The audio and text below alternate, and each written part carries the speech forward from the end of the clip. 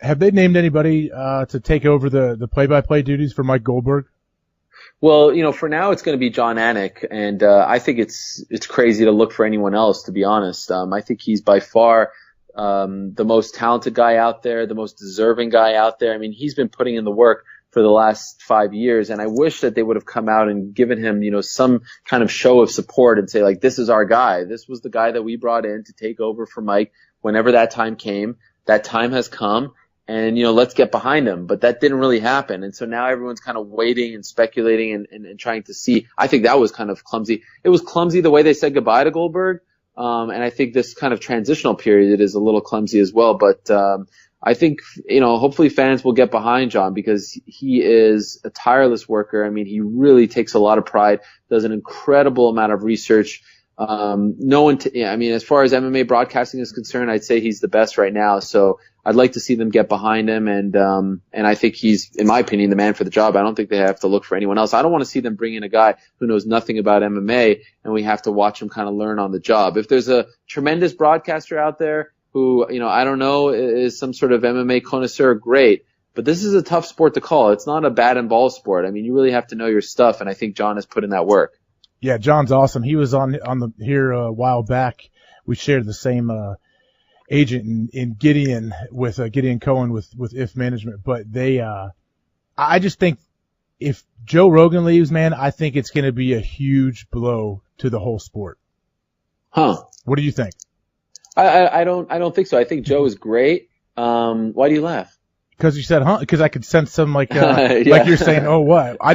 I'm a Joe Rogan fanboy for sure. Everybody knows that, but I just think the way that he articulates what's happening inside the octagon, I don't know other guys that can do it to that level. I love Brian Stan as well. He does a great job. They have a bunch of fighters that are starting to jump in on different shows and be that color analyst.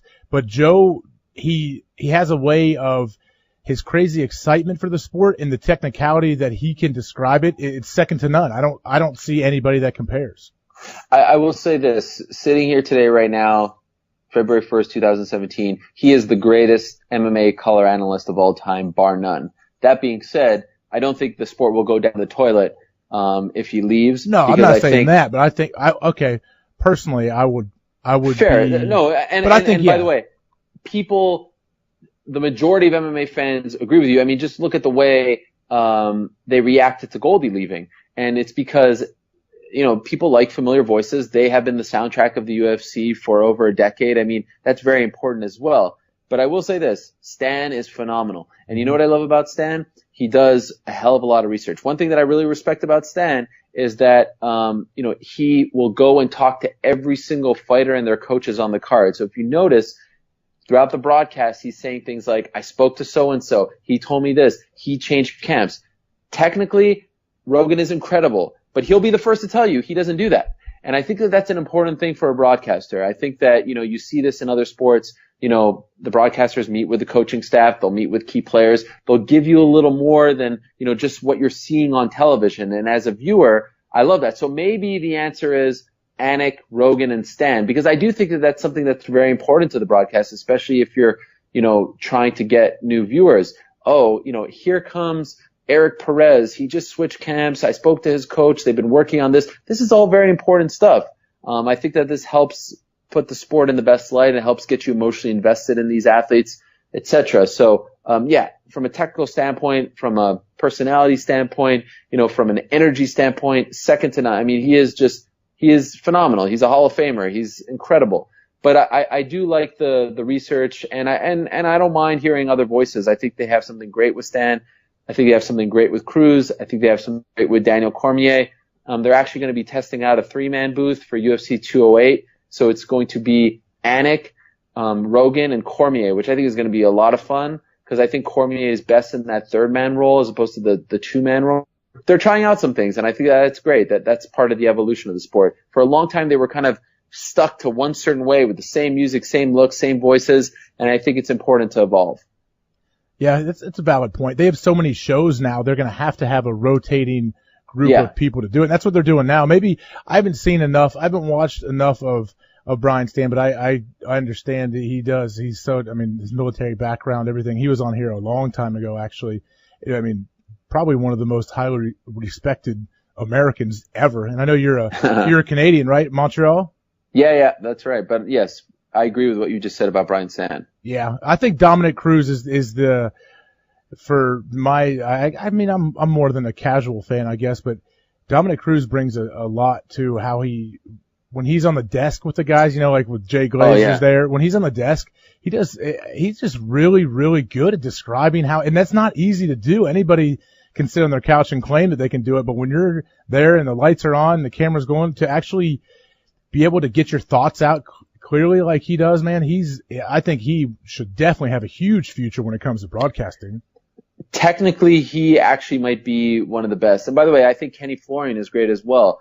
They've actually done a really nice job of developing broadcasters. Even back in the day, they had Randy Couture, who I thought was really good. Rogan, of course. I don't know what the secret is. I don't know how they did it, but, it's rare to see active athletes be that good at broadcasting. And I know it's different from, say, the NFL or the NBA because they're only fighting 2-3 times a year. But still, to be able to kind of switch from, being athlete to being broadcaster is a tough thing to do. And they've done a nice job. I mean, they have a nice little pool. I think the key now is to get a second play-by-play guy because they had Goldie and Anik. They're trying out a guy named Todd Grisham who used to work for ESPN. Prior to that, worked for WWE. I think he's going to be very good as well. And we'll see. I think it might be met with some resistance because, again, MMA fans are creatures of habit. But I do think they're moving, as far as broadcasting is concerned, in the right direction. To pivot quickly, what has to happen? What's the biggest hurdle for this Conor McGregor-Floyd Mayweather fight to actually take place? Oh man, there isn't one. There really isn't. There are so many hurdles. It is amazing. I mean, they are going to try. There's no doubt about it. And I think everyone involved would like for it to happen. I think that if we had to pick one, it'd probably be the UFC. I think that, if Conor was a free agent, Floyd is his own man, I actually think that they could get it done in relatively short order, believe it or not. I think now getting the UFC to play ball because obviously Conor is under contract with them, so he has to legally, that might be the trickiest one. Dana White said this past weekend that he has a better chance of backing up Brady this weekend than that fight happening, which I think is, I don't think that that's accurate as well, and maybe a little gamesmanship on his part. But yeah, if there was to be one, if I had to pick one gun to my head, I'd probably say it's the UFC. I think Dana made a great point when he said Dana put it out there. It's crazy. At 25 mil a piece, and then they'll talk about the pay-per-view points on the back end. But he said Floyd's last pay-per-view got 300,000 buys, and Conor had like 1.3, 1.5 million buys on his last couple fights. I thought that was a great point he brought up, saying because I think Floyd's been saying I need 100 mil or whatever off the top, and I get a lot bigger percentage. But it's true, I guess, with the buys. And Floyd's a gigantic draw, but that seems to be like that would break all the records forever. Well, some fans get mad at me when I'm saying like, wait a second. Like, there are people who say it is without a doubt Floyd is the ace side. Floyd is the biggest star, all this stuff. And I'm like, are you sure about that? I don't know. I mean, I just came from like an interview where 5,000 people bought tickets to watch the man speak. I'm not so sure that worldwide Floyd is that much more popular than Conor McGregor right now.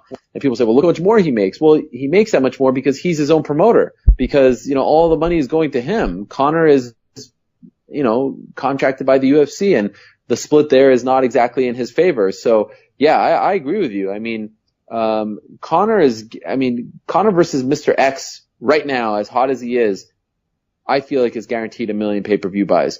And I don't know if I could say the same about Floyd Mayweather. I mean, the right kind of fight, the right kind of opponent, Floyd versus Triple G, even Floyd versus Manny too, even though there's, I think there's no point in making that fight, but even that would get over 1 million. No doubt about it. He's still a very big name in the sports world and the highest paid athlete.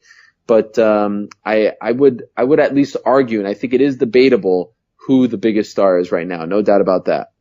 Yeah, I think Conor, he's crossed over into mainstream like nothing we've ever seen before as it comes to MMA. And I don't even think there is really casual fans when it comes to the UFC and MMA and Bellator, all the other leagues. It's almost like you're all or nothing, I feel like. And I've loved the UFC and all of MMA for, 5-7 years now. And over the last couple of years, I've paid a lot more attention, but it seems like either the people I talk to love it and watch the majority of the fights, or they literally are completely ignorant to anything going on when it comes to MMA, and they've heard of Conor, like, oh yeah, that Irish guy, I know who he is.